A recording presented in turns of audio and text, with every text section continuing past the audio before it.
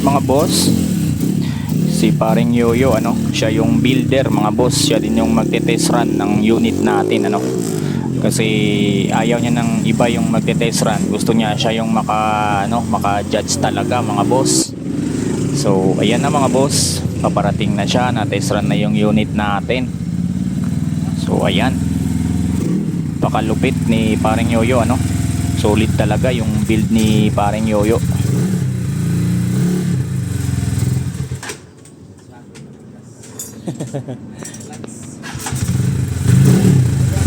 Stock is good.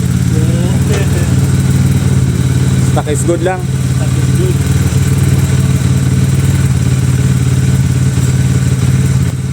Yan mga boss, ang link natin mga boss nasa comment section mga boss, sa lahat ng gustong maglaro, ano. Ayan, check nyo lang.